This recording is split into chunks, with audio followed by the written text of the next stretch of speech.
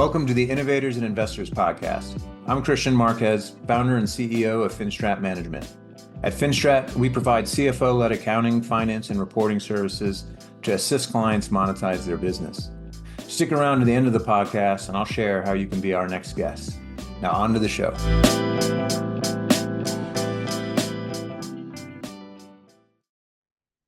Hello, and welcome to another episode of the Innovators and Investors Podcast. I'm your host, Kristian Marquez, founder and CEO of Finstrat Management. Really excited because with us today we have Yash Hemaraj. Yash is the general partner with BGV. Yash, welcome to the podcast. Thank you, Kristian. So why don't we start with BGV? Would love to know the firm's investment thesis. So BGV, we are an early stage enterprise software firm. We are based out of Menlo Park and have offices in Israel, France, and India. We invest in early stage enterprise companies, primarily pre-Series A to Series A stages. A lot of our companies are born in innovation hubs such as Israel, France, and India. And we help those companies come over to the US and help them scale up over here. About $500 million assets under management and with 50 plus companies invested over the last decade. Wow. So let's start if we can start talking about any verticals or industries that you focus on, and if not, anything that you're bullish on in particular at the moment. Yeah, so one of the core investment theses is around the future of human-centric enterprise AI. Okay. There have been dozens of billions of dollars invested every year over the last several years on companies that are building up to the infrastructure. And this has provided us a layer of democratized AI. But we see the next level of productivity gains being brought into enterprises.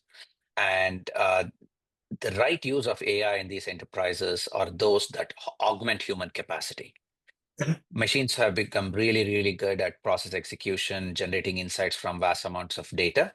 But we believe in the human strategy and the presence of humans in that guardrails, in having that ethical guardrails and governance around AI. So in the ideal spirit, we see employees as orchestrators of workflows in enterprises. And this will drive the next generation of productivity improvements. Typically, this kind of falls into two buckets. One is, founders with deep domain expertise in certain verticals, completely reimagining those business processes and building vertical agents targeted to these vertical industries. On the other hand, every enterprise function, be it sales, marketing, FinOps, customer ops, being completely automated by using AI, but with the human in the loop. So these type of function-specific agents. So those are the two broad buckets that we have been investing in. So, I'd be curious. So one of the, topics, the conversation that comes up are hallucinations. And my response is, I would anticipate in time that we see an improvement, but that it'll never necessarily eliminate the need for a human in the loop because it can be difficult to discern intent. And so you need someone to QA results.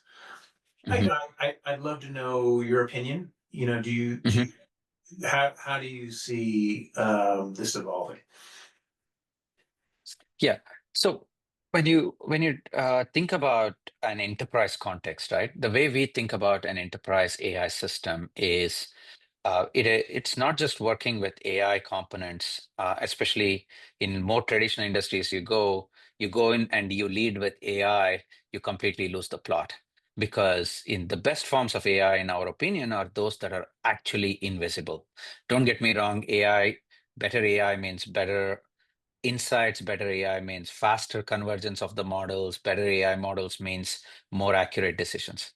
But when you look at a factory floor worker, they don't really care about how AI is being used. They care about doing their 8 to 5 job well and going home to their family. And that is the main spirit of how we think about enterprise systems. It is around full stack systems that brings multimodal AI along with workflows and data. And and the best part about putting these three things in a full stack vertical systems is that you can build in control loops so that when an error is detected, you know how to correct for it. Hmm. And a lot of I mean, if you think about systems engineering, right, there is always guardrails in every aspect of the system. So how do you build these guardrails into every aspect? I'll take an example, right? You have Waymo operating completely autonomous service in the city of San Francisco. About 10 years ago, if you were to ask the same question, saying that, there will be autonomous vehicles which will deliver higher quality of service to customers, people would be skeptical.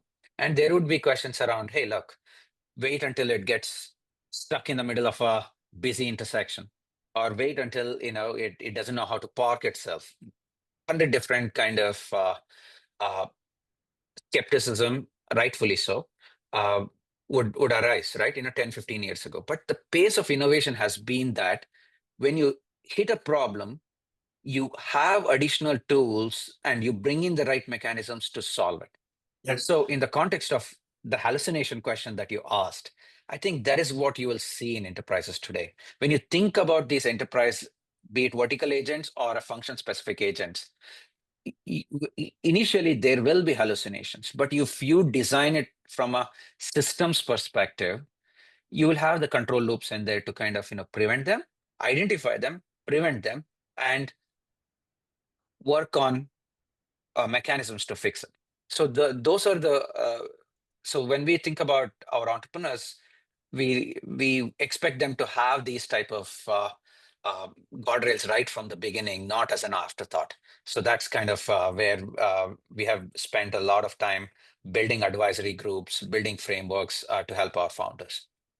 Well, you started to answer my next question, and that was when you start to look at potential investments and conduct due diligence, what are the criteria that you Mhm. look at? And I was going to ask, what was the degree that founders are demonstrating that they're thinking about solving these problems. But let me stop there and ask, please, I would love to know, what's the criteria that BGV uses when evaluating potential investments? So we have like a very broad kind of set of criteria that we have defined, which is kind of for about 7x3 matrix, so about 21 different parameters that we look at when we evaluate a company. We call it our Screen Zero framework to kind of identify not just metrics which are quantitative, but also have a lot of qualitative metrics associated with it, attributes that are associated with this. And so typically they fall under very broadly, the same buckets around, the market that the entrepreneurs are going after, the team, technology, traction, competitive dynamics, and what is the business model associated with all of them, right? But underlying it, we have a lot of lessons around what the right teams look like, especially when you're going after some traditional industries, right? So the next generation of companies are AI native companies. They won't look like SaaS companies. So they will need a slightly different mindset. So what do the pricing model look like? And having the founders have lived through the journey of, these vertical markets, right? If you want to sell something into the utility industry, you need to have very detailed understanding of how decisions work, how buyer committees work, what are the pricing models that are feasible in these industries. So the founders need to have those really fine grained detail, right? But they also need to have a complementary set of skill set within the founding team. So if a founder is deeply technical, we like to kind of see founders with that they can bring on additional folks who have this business mindset, and kind of they bring them also. I mean, this is very interesting that some founders have the ability to kind of really embrace folks that are complementary and bring them on, because at the early days, right, you need to sell your vision and you need to convince the best of the best to come and join you based on that mission. Because guess what, you cannot offer the salaries that a Google or an OpenAI is paying for these companies. You need to kind of bring them in with the vision and the mission. right? So those are the founders that we try to gravitate towards. Uh, but along with that, you need to have the deep technology understanding on how your company gets better and better over time.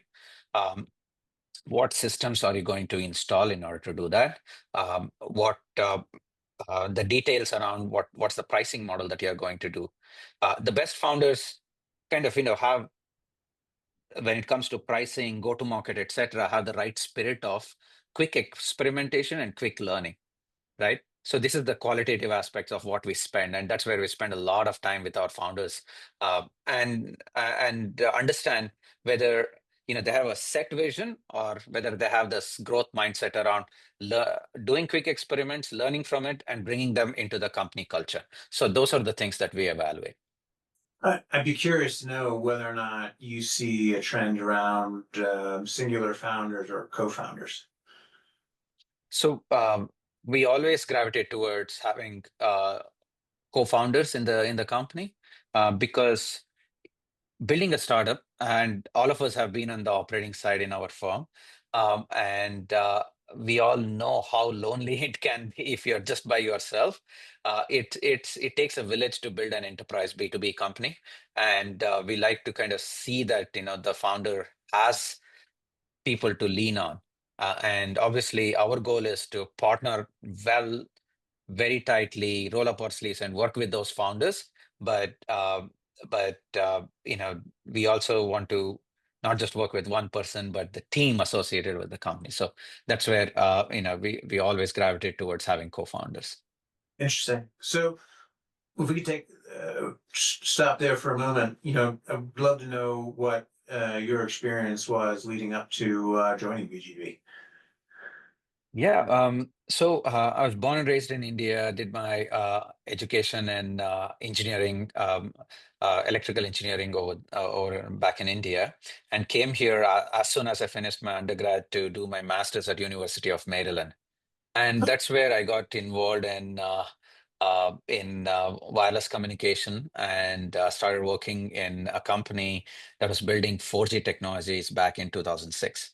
And that led to getting to know a team, which eventually brought me to Silicon Valley, where the team was kind of starting a new company in the again in the wireless industry. We took an entire city's radio infrastructure, and miniaturized it to fit a size of a building.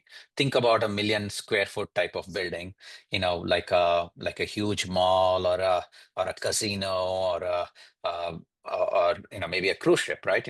So these type of square footage, we put an entire radio network in those type of facilities.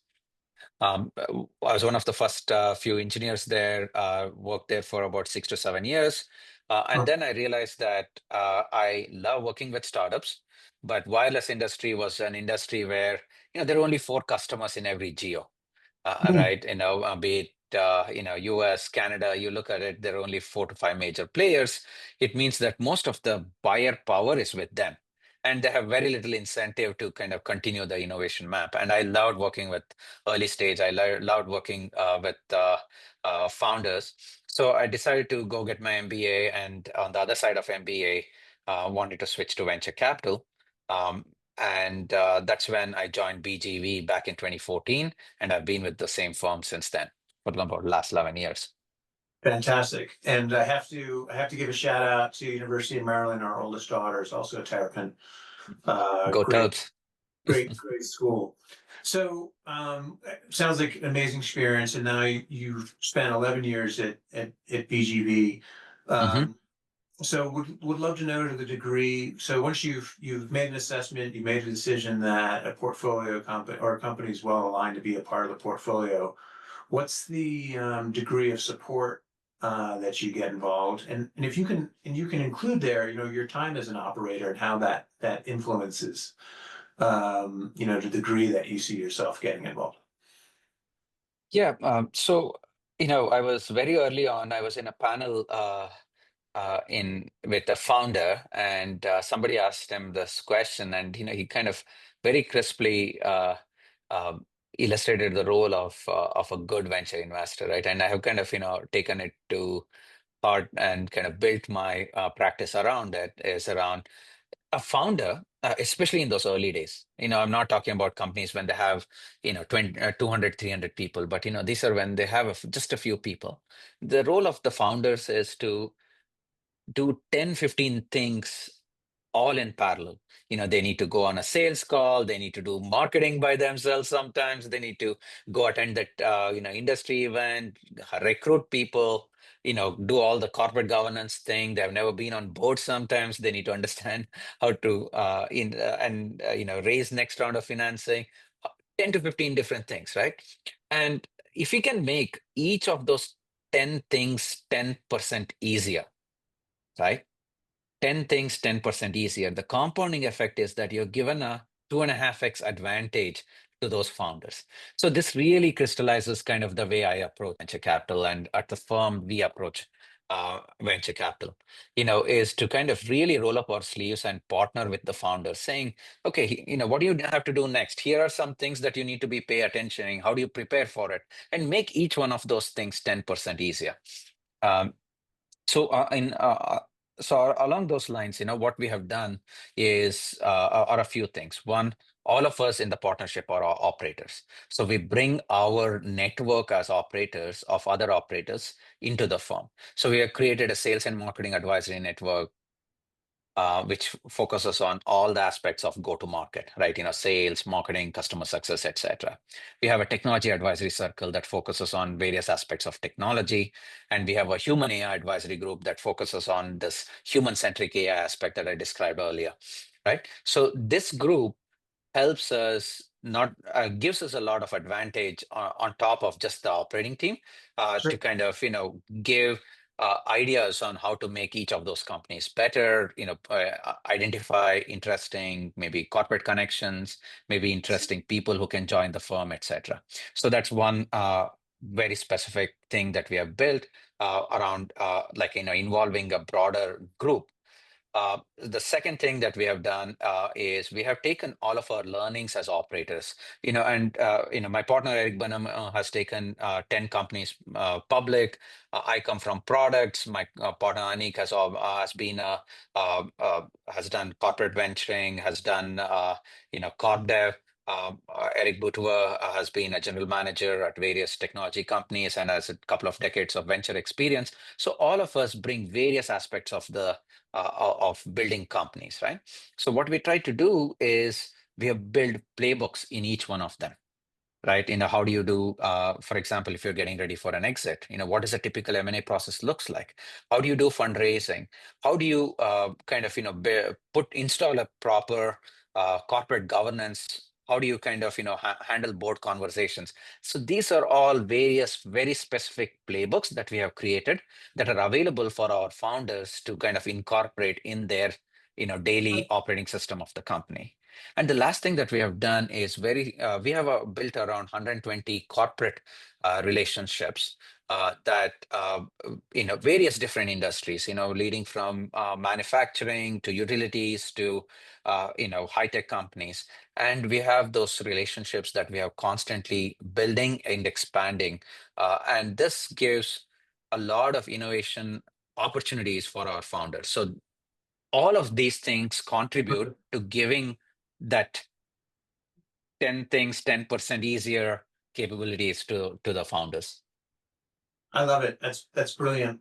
So one of the things that if we could start with is on the financing front. A lot of different perspectives in the ecosystem on the best way to approach it. But I'm all ears. Would love to know what advice would you give founders who are looking to raise capital for the first time? If they're raising capital for the first time, what I would say is go create a network of 10 to 15 people that you have worked with, right? I'm talking about that first round of financing, right? Pre-seed round of financing, and kind of talk to them and bring them on as some sort of an advisor or even a co-founder, or an angel investor.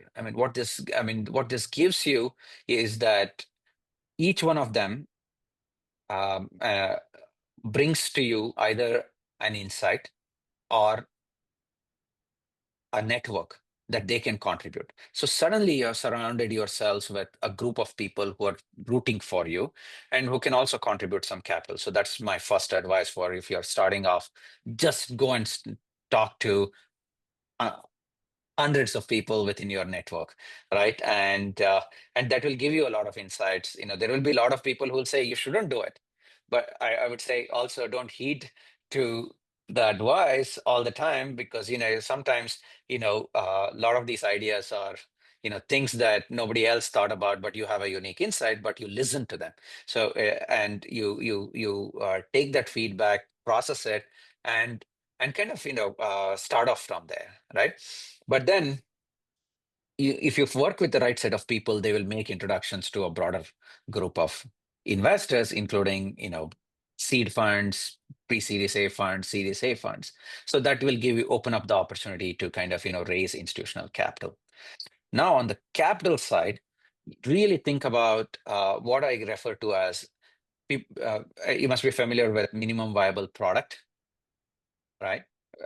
So this is the first kind of definition of what the founders will build so that they can take it to their prospective customers. Even before you build the whole thing, you put together and then something that kind of gives a representation of what you're going to build.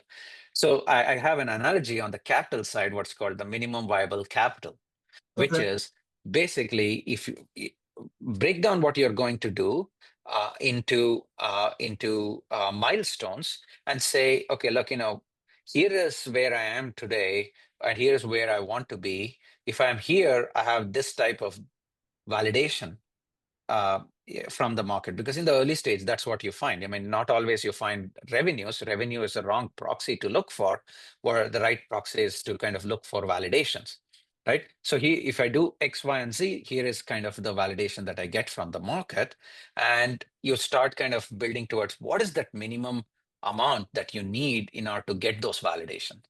Be it, hey, I need to kind of develop this prototype into a functional XYZ product. I need two people to do that. Uh, and I need maybe somebody who understands this problem to kind of really solve that. I mean, basically customer success for those initial set of customers, right? So put those things together and kind of create. Okay, give myself another 18 to 24 months, and what's the capital that I need, without counting any revenues coming from customers. So go raise that level of capital so that you are comfortable, your team is comfortable, and you're now working on kind of getting to those milestones. So that's the approach that I recommend that founders follow in those really early stages. I realize it can be situation dependent, but if a round is oversubscribed, Mhm. uh, what's your opinion? Do you find you generally tell the founder to be happy, but though it may end up with a higher valuation, or do you tell them to stick with the original amount of financing that they were seeking? So, typically, if I mean, my observation is that founders always underestimate the capital that they need. So if there is a little bit extra capital, but you find the right investors who are there alongside your journey, bring them on, because it does take a village to build an enterprise B2B company. Even though, I mean, the interesting thing that you see with the advancement of AI, uh, right? You can, with 20, 30 people, you can build multi-million dollar revenue businesses today, because you can deploy AI in various aspects of what they're doing. But also you see the same companies also raising additional lot more capital. And the reason is that the spend has just shifted when you're building these companies. So you may need to invest ahead in technology, you may need to invest in infrastructure, or at least renting out the infrastructure that is needed to kind of fine tune your models, build small domain specific models for your industry.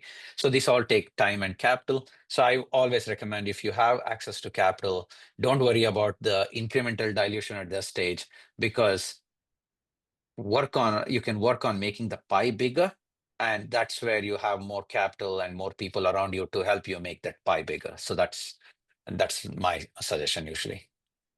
Great. And so with that, obviously, as you point out, the firm is focused on the role of AI and human workflows. Are there any industries or verticals in particular that you're evaluating right now that you're really excited about? Yeah, so one of our recent investments, and it's also kind of helped us kind of refine our thesis as well, is a company called Work Helix.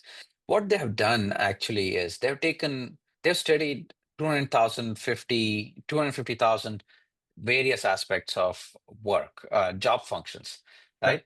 And they're broken down into task and each task into subtask. For example, even within a venture capital industry, when you think about what we have to do, we have to talk to founders, we have to kind of listen to what they're working on it, we have to do competitive surveys, we have to document them in investment memos, we have to go talk to our LPs, we have to give them frequent updates.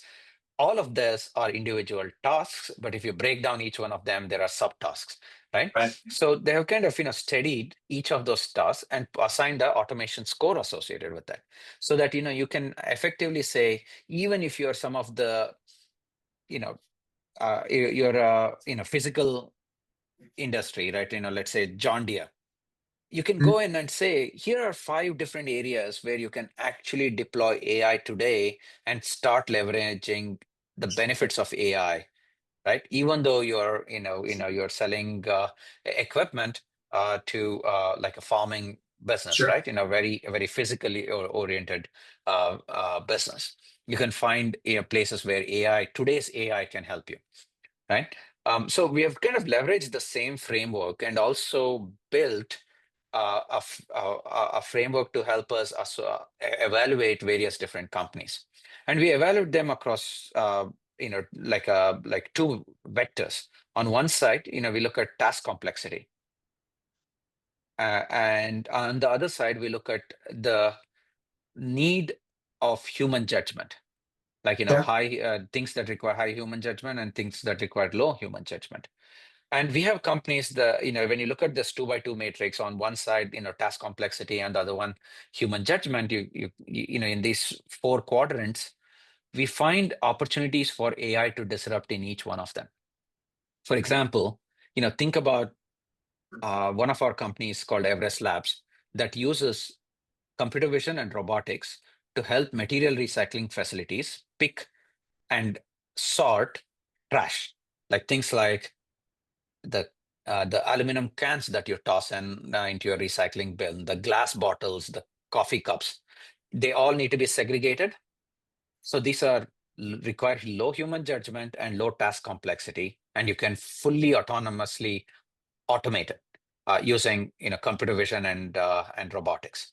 On the other hand, think about like a medical treatment planning or venture capital or legal strategy, right? Those are the things where the tasks are quite complex and you require high human judgment. Even there, AI can be deployed, but the way you deploy it is by bringing them for strategic support. So in this Sure. way, in each place, we have very different things that we look for, and we have built a portfolio across all of those 4 quadrants, but we look for different things in each one of them. So that's how our investing in AI thesis has kind of evolved. And so I'm curious, how much weight then do you put on a path towards profitability? Or if you feel like the problem set is large enough, will you be okay if they continue to operate at a loss? The venture capital usually operates companies under losses, right? Because you're reinvesting everything into future, and that future either is coming in as people investments or technological investments, or scaling up your go-to-market, right? So usually it's one of these 3 areas that you're. So we want founders who are very specific about unit economics of a particular unit of sale, right? If you're selling to an enterprise, you're charging them 150,000. What is the cost of providing that service? So that means that what you need to deliver 10x value from what you charge, and you need to be able to show that ROI to your customers, right? So that's where we focus a lot of our diligence around. And then we see, okay, how many such kind of sale you can do, what's the total market size, build it up bottoms up, right? But if that justifies, you, we are okay operating the company under the laws, so that, but you have to be, eventually you have to kind of have a roadmap towards profitability, because you cannot be perennially non-profitable, uh, because as you get to closer to profitability, you find different class of investors who can come in and take the company from that stage to the next stage, right? But it is okay in those early days to kind of operate the company, because on the contrary, if you're kind of completely focused on bootstrapping yourself perennially, you miss the market, Sure. because you miss making those investments, and somebody else will come and accelerate and build that 10x advantage. Let's say you're investing only a little in technological advancement, but the opportunity is there, somebody else is going to come and capitalize it. Let's now say you have the technological advancement. Now, if you don't build the go to market team around you, to kind of sell each of those things, but they're all profitable units of sale, then somebody else will come and solve the distribution problem, right? So you've got to solve both the technology and the distribution problem to be a credible enterprise company, and that's where you have to invest ahead of time. I love it, and I 100% agree. I mean, focus on metrics is extremely valuable, whether it's gross margin, customer acquisition costs, return on customer lifetime value, or customer acquisition costs. 100% agreed, and I think it makes a really strong case for founders to make sure that they know their business intimately, so that they can use that to inform decision making. Yes, it's been a great podcast, ton of great insights in here. One of the questions I love to ask before we wrap up is, if you had an opportunity to go back and have a conversation with your younger self, what would you share? That's a pretty tough one. I would say my initial perspective getting into venture capital is uh, kind of where was that you go, and the time horizon for change to happen, I was expecting when I went in to be much smaller scale. Oh, But whatever the realization is that this is a long-term industry, and I would, if I were to go back and talk to my 10-year-old self, I would say invest more heavily into building those longer term relationships, spending more time uh, in building quality relationships with a wide variety of folks. Because at the end of the day, my realization is that this is a long time constant industry which is built heavily on relationships, and you got to kind of invest in those areas. If you do the right thing, uh, those two aspects, with that mindset, you're always kind of uh, you'll find interesting opportunities. Founders will come, they will want to work with you, and we'll solve those kind of individual company things, company issues, company challenges collectively. But if you got to start with the right group of people, with the right relationship, who are there for the longer term. So that's where I would go back and encourage myself to invest even more heavily than I've done. I think that's great insight. Relationships seem to be underestimated, and I know myself included, I could spend a lot more time nurturing, getting to know the people in my network, and understanding what's important to them. Yeah, yes, it's been a great Mhm. podcast. If there are any members of our audience who'd like to get a hold of you, how can they find you? So my wife jokes that I'm not on any other social network except LinkedIn, and I spend a lot more time on LinkedIn than I should. But yeah, I read all my LinkedIn messages. So if any of your listeners want to reach out to me, I think drop a direct message on LinkedIn. and I'll look at it, and I will kind of, if it's interesting or if I have something to contribute back, I will definitely get back to your listeners.